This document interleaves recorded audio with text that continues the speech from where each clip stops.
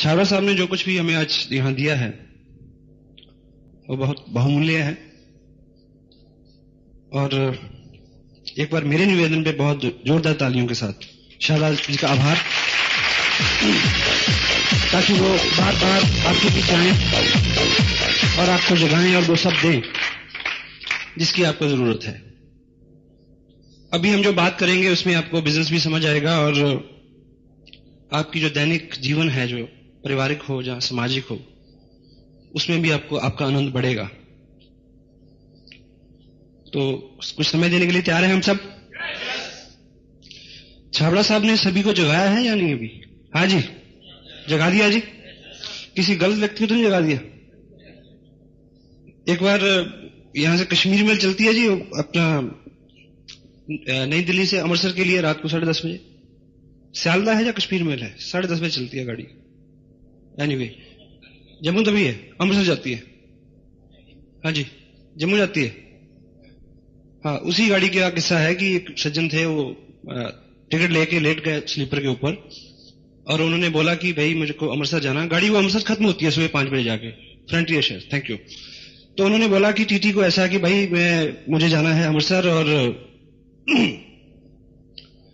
Sorry, उन्होंने बोला कि मुझे अंबाला उतरना है और ट्रेन जाएगी अमृतसर और मुझको जगा देना सुबह जब अंबाला पहुंचेगी करीब 2 बजे। तो टीटी ने बोला कि जगा दूंगा और उन्होंने, टीटी निकल गया। तो दोबारा जब टीटी लौट के आया तो उन्होंने फिर टीटी को पकड़ लिया कि देखो भाई ठीक से जगा देना मेरे को, मैं बहुत सोक्कड़ और भ्रक्कड़ किस्म का आदमी हूं, मेरे को बड़ी समझ और बहुत सोक्कड़ और भ्रक्कड़ किस्म का आदमी हूं, मेरे को बिल्कुल जगा देना अच्छे से। कहता जगा दूंगा यार, क्यों जिद क्यों कर रहा? तो 3-4 बार बोल दिया। टीटी बड़ा झुंझला गया, कहता देखो झुंझलाओ मत, मेरी ये कमी है, मजबूरी है, आप मेरे को नीचे उतार देना बस ट्रेन से। मैं कहूं कि नहीं उतरना तब भी उतार देना, मेरा स्वभाव ऐसा है, मेरा सामान फेंक देना, मेरे को चढ़ने मत देना दोबारा। टीटी ने भी सोचा कि अजीब आदमी है। तो सुबह 5 बजे जब अमृतसर गाड़ी पहुंचती है तो वो व्यक्ति उठता है, उसको स्वीपर उठाता है आगे, झाड़ू पोछे वाला। तो वो दिखता है कि अमृतसर आ गया और टीटी ने मेरे को जगाया नहीं। और वो नीचे उतर के आता है तो जब सभी टीटी लोग जहां चाय पी रहे हैं, सुबह 5 बजे का वक्त है, गुरुद्वारे से आवाज आ रही है गुरबाणी की, तो वो गालियां देता है टीटी को बहुत बड़ी बड़ी। ठीक है, तो बाकी टीटी लोग कहते हैं कि भाई तेरे को क्यों गालियां दे रहा, इसने आपकी ड्यूटी लगाई थी कि जगा देना और आप भूल गए, तो इसमें ऐसी क्या बात हो गई? सबको जगाना तो हमारी ड्यूटी नहीं है। लेकिन वो बहुत गालियां दे रहा और टीटी बिल्कुल विनम्र होकर सुन रहा है, बिल्कुल उसको कोई शुभा नहीं, कोई उसके गिला नहीं हो रहा। तो टीटी ने उनके साथी ने बोला कि तुम चुप क्यों हो भाई? कहता भाई ये क्या गालियां देगा, गालियां तो वो दे रहा होगा जिसको मैं अंबाला उतारा है। उसने कहता कि मेरे को बड़ा बोला कि मेरे को अमृतसर जाना है, मेरा सामान नीचे मत फेंको। तो हाँ जी, कोई ऐसा तो नहीं है जो गलत जगह उतार दिया शाहबाज साहब ने? सब सही जगह है जी, यू आर मोस्ट वेलकम। बाबा फरीद का एक कहते हैं उसको, काफी है, उसका एक शेर है, कहीं आप सुना होगा आपने। कागा नैन निकास के पिया पास लियो जा, कागा नैन निकास के पिया पास लिए जा, पहले दर्श दिखाई के पाछे लीजे खा। इसके अर्थ हैं, कौवे को बोलते हैं कि ये मेरी जो आंखें हैं इसको निकाल के मेरे प्रीतम के पास ले जा, जब मैं उनको देख लूं फिर इसको खा लियो। इस तरह की कमिटमेंट है अपने अंदर जीत के लिए, इस तरह का जज्बा है। हाँ जी, सिर्फ जज्बा चाहिए। अभी एजुकेशन की बात हो रही थी, अपने चीफ मिनिस्टर हैं हरियाणा के भजनलाल जी। हाँ जी, अभी नहीं है लेकिन है, फिर आ जाएंगे। वो वहां पिछले 25 साल से अदला-बदली देख रहा हूं मैं। एनीवे, तो उनकी क्वालिफिकेशन के बारे में आपको नहीं पता होगा शायद, महाराजा रणजीत सिंह की क्वालिफिकेशन के बारे में आपको नहीं पता होगा, अकबर की क्वालिफिकेशन के बारे में आपको नहीं पता होगा। क्वालिफिकेशन से कुछ नहीं होता, जज्बों और इरादों से होता है। और आप सब आम आदमी हैं जी, या खास भी है कोई बैठा हुआ यहां? मैं तो आम हूं, आप क्या मानते हैं? आम आदमी हैं जी।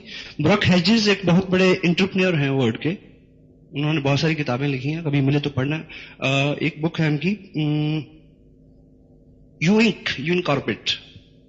उसमें वो लिखते हैं कि कॉलेज में जब ए क्लास स्टूडेंट होते हैं, ए क्लास, वो उस कॉलेज में प्रोफेसर बन जाते हैं। लॉ कॉलेज की बात करते हैं, लॉ कॉलेज में ए क्लास स्टूडेंट क्या बनते हैं? Law professor. और बी क्लास स्टूडेंट होते हैं वो जज बन जाते हैं। और सी क्लास स्टूडेंट जो होते हैं वो छोटे मोटे वकील बनते हैं, लेकिन बाद में वही प्रधानमंत्री का या राष्ट्रपति का इलेक्शन लड़ते हैं। आपने देखा हुआ बहुत सारे जब चुनाव के दिनों में पोस्टर छपते हैं ना, तो लिखा होता है फलां फलां फलां एडवोकेट। तो एडवोकेसी पता नहीं वो दस्ती होती है या कागजी होती है, आई डोंट नो, पर उनमें क्या होता है जी? जज्बा होता है और उनमें जोश होता है, या उनमें प्रतिभा होती है। योग्यता और प्रतिभा अलग अलग चीजें हैं जी।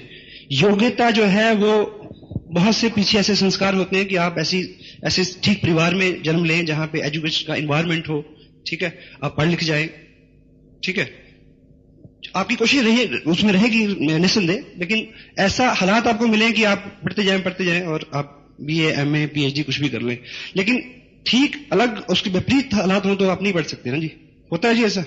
हाँ जी, होता है ना जी। तो अगर वैसा हो गया हो किसी के साथ तो डोंट वरी। आज आप ऐसी प्लेटफॉर्म पे हैं जहां पे आज आप अपना हर गुस्सा निकाल सकते हैं। गुस्सा मैं राइट सेंस में कह रहा हूं। इस ऑर्गेनाइजेशन को उन लोगों की जरूरत है जिनको गुस्सा आता है, लेकिन वो गुस्सा जो गुस्से को मैनेज कर लें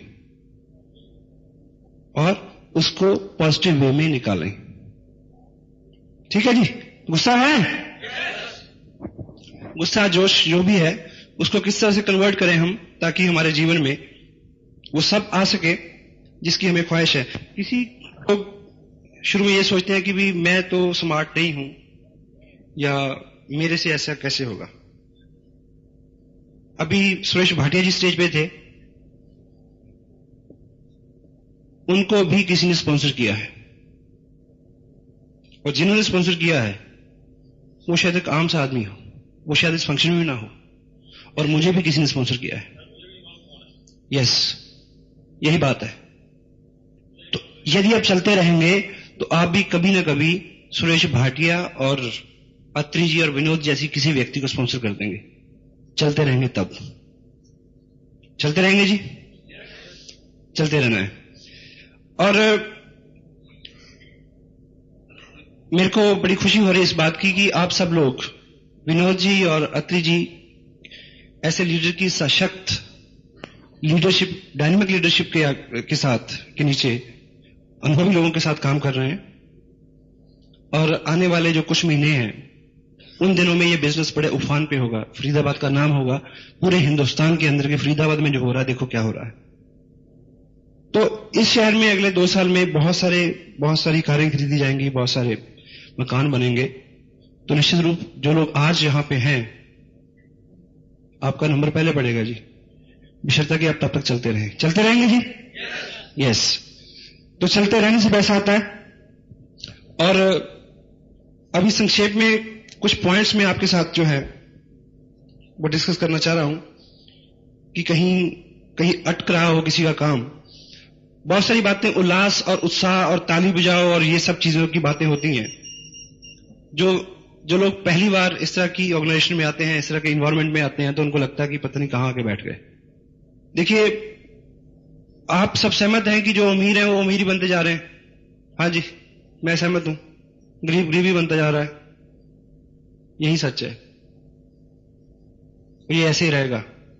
इसमें किसी वैज्ञानिक की या किसी की चाल नहीं है जी, क्योंकि गरीब गरीबी के बारे में सोचता है इसलिए गरीब हो रहा है, अमीर अमीरी के बारे में सोचता है इसलिए अमीर हो रहा है। और जिस दिन आप खुशी और उत्साह के बारे में सोचना शुरू कर दोगे, आनंद के बारे में सोचना शुरू कर दोगे, पैसे से कोई खुश नहीं हुआ जी आज तक। ब्रोखेसिस एक चीज और कहते हैं, money and happiness is free to air, but it will come to those who will set their antenna accordingly. पैसा और खुशी हवा में बह रही है। देखिए, अगर शुरू में आज तो सिस्टम दूसरा हो गया, जब आज से 15 साल पहले हम टीवी लगाते थे तो शाम को छत पे जड़े लोग मिलते थे, वो घुमाते थे उसको कि सिग्नल नहीं आ रहा जी। वो सारी पिक्चर तो, आवाज तो बाई एयर फ्री थी सबके लिए, लेकिन जिसका एंटीना ठीक दिशा में सेट होगा उसी के पास आएगी जी वो पिक्चर। वो तो पैसा भी इसी तरह से है, कामयाबी भी इसी तरह से है। यदि हमारी सोच आज खुश रहना शुरू कर दें, आज से आप प्रिंसिपल बना लें, तो खुशी आकर्षित होती जाएगी आपकी तरफ। ये मनोवैज्ञानिक सच है। कभी आपको पढ़ने को मिले तो एक किताब है जिसको जोसेफ मर्फी उसके राइटर हैं, और उसका नाम है power of your subconscious mind. बड़ी जल्दी उनका हिंदी एडिशन भी आने वाला है, ठीक है। और इत्तेफाक यह है कि अगर आप बहुत सारा नहीं पढ़े हैं और बहुत सारा नहीं पढ़ना चाहते हैं तो यहां आते रहे ऐसे सेमिनार्स में, ठीक है। तो ऐसे वैज्ञानिकों ने 20-50 साल लगा के ये प्रमाणित किया है कि अमीर होने के लिए, कामयाब होने के लिए सैद्धांतिक जो चीजें हैं, देखिए अगर आप पढ़े लिखे नहीं है तो ये तय है कि आप किसी यूनिवर्सिटी में प्रोफेसर नहीं लग सकते, लेकिन आप प्रधानमंत्री बन सकते हो। हाँ जी, इतना बड़ा ड्रीम तो होना चाहिए ना फिर। तो आज जितनी भी तैयारी है, जो भी जहां भी हम खड़े हैं, उससे बहुत बड़ा फर्क नहीं पड़ता। आप कहां से आए हैं उसका कोई मतलब नहीं है। आप कहां जा सकते हैं उसका मतलब है, और जाएंगे उधर जिधर अपना रुख होगा। तो आज आपका रुख एक ऐसी अपॉर्चुनिटी की तरफ है जिसने हजारों ऐसे एग्जाम्पल पैदा किए हैं हिंदुस्तान में। तो निश्चित रूप से आप भी उधर जाने वाले हैं, और ये उत्साह बना रहे। अभी कुछ टेक्निकल बातें हम करेंगे। शाबरा साहब ने एक बात अभी आपके सामने रखी थी कि प्लान दिखाना है। हाँ जी, प्लान दिखाना है, प्लान बताना नहीं है। तो प्लान दिखाने से अभिप्राय क्या है? कितने लोग हैं जो हाथ से ड्रॉ करके किसी को प्लान दिखाते हैं? मैं सीधा है, हाथ से ड्रॉ करके किसी को प्लान दिखाते हैं। अब देखिए, प्लान बताने में और दिखाने में एक मनोवैज्ञानिक अर्थ है, इसको समझने की कोशिश करें। जब मैं किसी को प्लान बताता हूं तो उसको लगता है कि मैं बोल रहा हूं, वो सुन रहा है, क्योंकि जब भी कोई आदमी मुंह खोलता है तो सामने वाले को एक मैसेज आता है कि इसमें इसका कोई स्वार्थ है जो बोल रहा है। तो जब मैं किसी को बताता हूं तो मैं उसको संबोधन करता हूं। जब मैं उसको ड्रॉ करता हूं तो वहां एक थर्ड पार्टी होती है, क्योंकि मैं वहां एक मैन्युफैक्चरर बनाता हूं, मैं एक कस्टमर बनाता हूं, मैं एक कंपनी बनाता हूं, आरसीएम लिखता हूं। तो तब वो उससे बात कर रही होती है, जबकि बोल मैं रहा होता हूं। इन चीजों में, इसीलिए वो आपकी बात सुनते ही एकदम रिएक्ट करता है। होता है जी? सहमत है आप? अगर सहमत ना भी हो तो कोई बात नहीं, लेकिन रिजल्ट इससे आएगा, प्लान दिखाने से आएगा, ठीक है। और जो भी लोग प्लान दिखा रहे हैं आज की डेट में, वो चाहते हैं कि मार्च महीने की 15, 16, 18 तारीख के बीच जो आपका चेक का है वो इस फरवरी से डबल हो। तो एक कोशिश करें जी, अगर आपकी डाउनलाइन में 5 लोग प्लान दिखा रहे हैं तो 28 फरवरी से पहले उनकी संख्या 15 कर दो। उनको बिठाओ, उनके सामने 10 बार प्लान दिखाओ। MLM, manufacture, consumer, distributor, this blah blah blah. 5 साल पहले, 2.5 साल पहले कंपनी शुरू हुई, 5 लाख लोग जुड़े, अराउंड 20 करोड़ रुपया बटा। आरसीएम कंसेप्ट का नाम है। 1300 रुपए लेकर 3000 रुपए तक की 18 किट, ठीक है। आप जुड़े, 2 लोग जुड़े, 5000 पे 10%, 10 पे 12.5, 15, 18, 20, 25, 30, ठीक है। दोनों लग 30, 6% रॉयल्टी, 21,000 इनकम, दोनों 30 पर 3 महीने सस्टेन करेगी, 40,000 से प्लस, ब्ला ब्ला ब्ला। कितने मिनट लगे?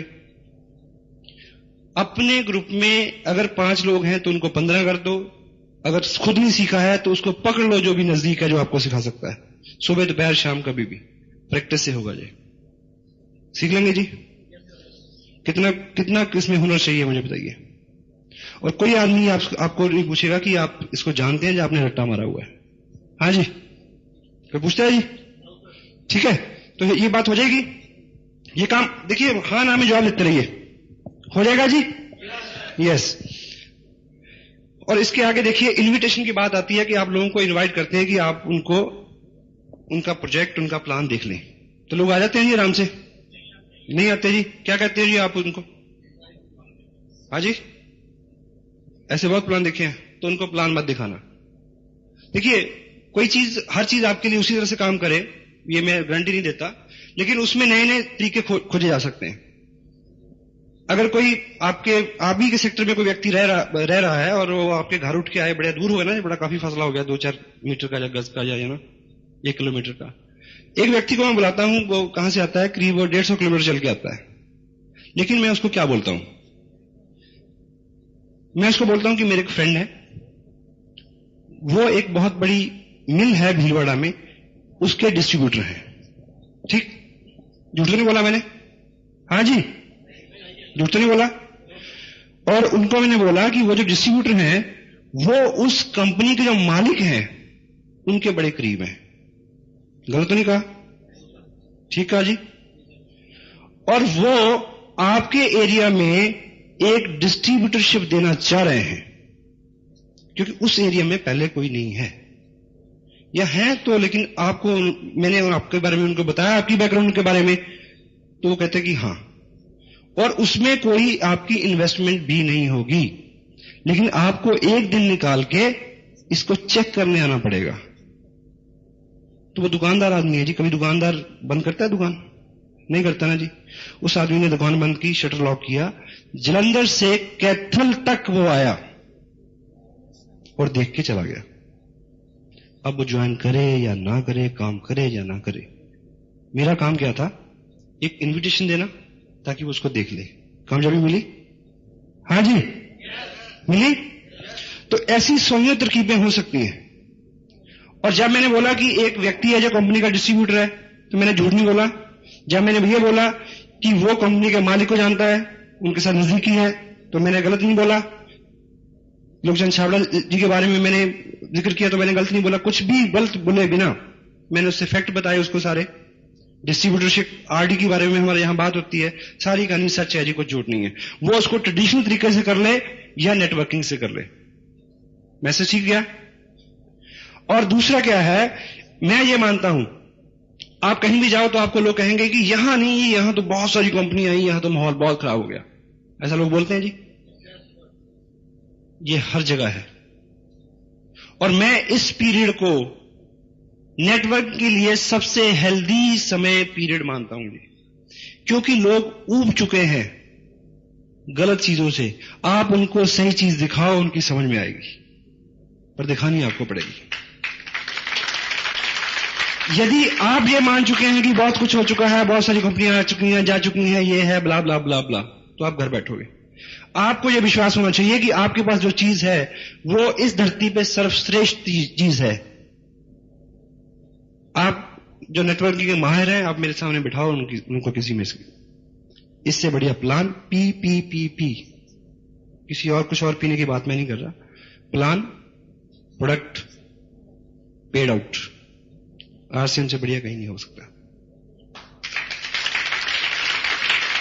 क्योंकि प्रोडक्ट इतना ड्यूरेबल है, इतना ड्यूरेबल प्रोडक्ट है, टैक्स का कोई झंझट नहीं है, हर आदमी की प्राथमिक जरूरत है। ठीक है, तो आसान हो गया। लेकिन आप ये विश्वास मान के चलें कि इसके बारे में किसी को कुछ पता नहीं है, तो आपका काम होगा। यहां कितने का टिकट लिया जी आपने आते हुए? 30 रुपए का। मैंने भी 30 का लिया है। और यहां कोई मित्र ऐसे हैं जिनको लगा हो कि यार ये तो लूट लिया इन्होंने? हाँ जी सर। देखिए, ये जो बिजनेस है, आप एक इंडस्ट्री के मालिक हैं। आपको मैं एक एग्जांपल देता हूं। अगर आप फरीदाबाद में कहीं, अगर फरीदाबाद में आपने कहीं एक फैक्ट्री लगानी हो जिसमें 2 करोड़ रुपया लगता हो, तो आपको आपके घर के बगल के बिल्कुल बगल में जगह मिल जाएगी जी? नहीं मिलेगी ना। तो 5, 10, 20 किलो 25 किलोमीटर बाहर मिलेगी। आप 2 करोड़ रुपया लगाएंगे वहां, 50 लाख अपना, 50 लाख बैंक का, 50 लाख दोस्तों का, 50 लाख रिश्तेदारों का, इस तरह से लगते हैं पैसे उसमें। ठीक है। और जब आप उसको रन करोगे तो घर से फैक्ट्री तक किससे जाओगे जी? पैदल? हाँ जी, गाड़ी से, स्कूटर से। तो वो 2 करोड़ की इन्वेस्टमेंट की जो इंडस्ट्री है, वो 1-1.5-2 लाख रुपए महीना आपको दे सकती है। लेकिन वो 2 करोड़ रुपए इन्वेस्ट करने के बाद भी रनिंग एक्सपेंस, पेट्रोल, वो सब चीजें तो आपको जेब से खर्च करनी है जी। ठीक है। तो 2 लाख रुपए की इनकम लेने के लिए यहां केवल रनिंग एक्सपेंस ही तो लग रहा है इन्वेस्टमेंट तो है ही नहीं। अगर वो भी आप करने के लिए तैयार नहीं है, सॉरी। हाँ जी, इतना तो हम सब कर सकते हैं जी, नहीं कर सकते? ठीक है। और एक चीज बताइए, फरीदाबाद में कितने न्यूज़पेपर आते हैं सुबह? अगर न्यूज एजेंसी पे जाओ तो आप, चंडीगढ़ में करीब 17 पेपर आते हैं जी। हाँ जी, यहां भी इतने आते होंगे जी। और चंडीगढ़ में हिंदुस्तान टाइम्स जो है करीब 18 से 24 पेज के बीच में होता है, 4 पेज कलर होते हैं। शनि और शुक्रवार को भी उन्होंने 4-4 एडिशन कर दिए हैं। उसकी कीमत ₹1 है जी। जो डाल के जाता है उसको चौनी मिलती है, जो एजेंसी मालिक है उसको चौनी मिलती है, जो एजेंसी तक पहुंचा के जाता है उसको चौनी मिलती है, जो उसके खर्च आता है रैप करने का, बांधने का, बंडल बनाने का, वो सब उसमें भी खर्चा होता है। तो आप मेरे को यह बताओ कि प्रेस से वो न्यूज़पेपर कितने का चला होगा? हाँ जी,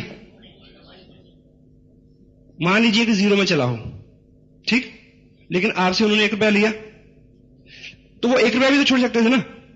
हाँ जी, सपोज कल से न्यूज़पेपर आ जाएंगे, हो जाए फ्री सारे, ₹1 भी ना ले, तो आपके घर में कितने न्यूज़पेपर आएंगे जी? 17 आएंगे, तो कितने पढ़ोगे? एक भी नहीं पढ़ पाएंगे। तो वो ₹1 इसलिए लेते हैं कि ताकि आप उसको पढ़े। यहां ₹30 इसलिए लिए जाते हैं कि आप इसको सुनो, क्योंकि इससे जिंदगी निकल सकती है।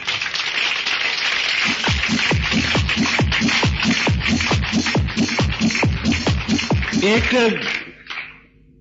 पिछले टाइम में राजा होते थे जी, राजा के साथ यहां एक ज्ञानी पुरुष होता था, जैसे अकबर के साथ बीरबल था। तो वो जो ज्ञानी पुरुष था, राजा ने बोला कि भाई ऐसा कि आप वृद्ध हो गए हैं, ऐसा करो कि जितना भी ज्ञान आपके पास है वो लिख दो, ताकि आने वाली जो जनरेशन है उसके वो काम आ जाए। उन्होंने लग के 10, 15, 20 ग्रंथ लिख दिए। तो राजा ने बोला कि इतना टाइम आगे किसी के पास हो या ना हो, आप इसको थोड़ा कंपाइल करो, कम करो इसको। उन्होंने एक किताब लिखी, बोला कि इतना भी नहीं है, आप 1 पेज में करो इसको। 1 पेज में भी कर दिया। कहते नहीं जी, 1 शब्द लिखो, बस 1 वाक्य में पूरा करो।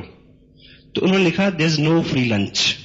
यहां कुछ भी मुफ्त नहीं होता इस दुनिया में, क्योंकि जो भी मुफ्त होता है उसकी कीमत नहीं होती। वो चीज बिकती नहीं है जिसकी कोई कीमत नहीं है। एग्री है? और दूसरी बात है कि कंपनी, आप मेरे को एक सज्जन कहते हैं कि ये जो किताब आप ₹20 की देते हो, कि कंपनी ₹20 की किताब नहीं दे सकती? मैं कहा बिल्कुल दे सकती है। और जो ₹25 की टेप है, ये कंपनी नहीं दे सकती? दे सकती है जी।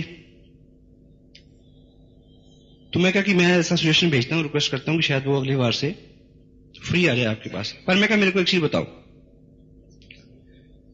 यदि ये कंपनी सब दे दे आपको, तो जो 41% बोनस मिल रहा है वो 30% रह जाएगा। कहता है कोई बात नहीं। मैं कहा ठीक। मैं कहा 2 साल बाद आपको चेक अगर आए 2 लाख का, लेकिन इस तरह से ये प्रयोग करने से आए 31,000 का, तो कितने का घाटा हुआ जी आपको? तो अभी फिर ₹40 खर्च लो तो क्या दिक्कत है कि 1,40,000 का घाटा खाना है 2 साल बाद? हाँ जी। तो कंपनी तो सब कुछ कर सकती है जी। कंपनी तो पहले भी बहुत कुछ कर रही थी। कंपनी को आपके शरीक होने की जरूरत नहीं है जी। हमें इस तरह की कंपनी की जरूरत है जिससे हमारे घर में खुशहाली आ सके। और बहुत सारी कंपनियां हैं, वो बहुत कुछ देती हैं। देखिए, ये उल्टा बिजनेस है। अगर जब भी कोई आदमी इस बिजनेस की कंपैरिजन बाहर वाले बिजनेस से करता है, तो उससे एक ही बात पूछ लो जी, कि वहां कपड़ा खरीदने से पैसे नहीं मिलते। उल्टा हो गया ना। तो इसलिए यहां सब कुछ उल्टा है। बर्दाश्त करें, थोड़ी देर हमारे साथ रहे, आप कंफर्टेबल हो जाओगे।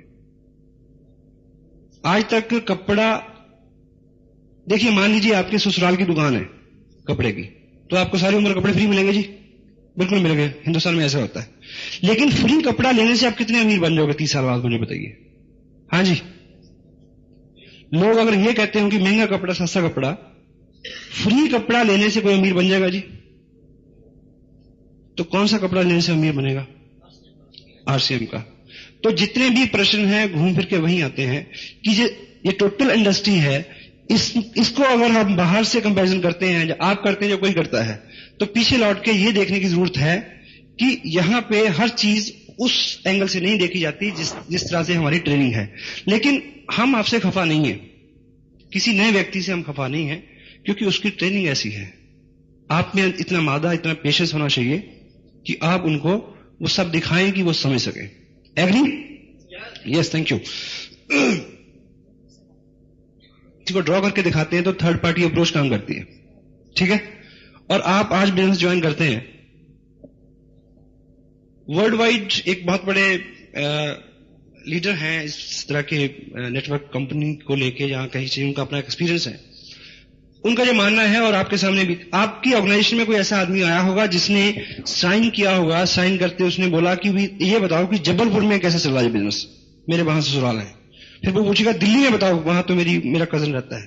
चंडीगढ़ में कैसा है जी, यहां तो मेरे बहुत लोग हैं जी, 250 लोगों की तो लिस्ट मेरे तकिए के नीचे पड़ी है। ऐसा कोई आदमी मिलता होगा। और वो तीसरे दिन आपको नजर नहीं आएगा, आप ढूंढते रह जाओगे। हाँ जी, इसमें दोष किसका है जी? उसका नहीं, उसने एक सामान्य सी गलती की जाके।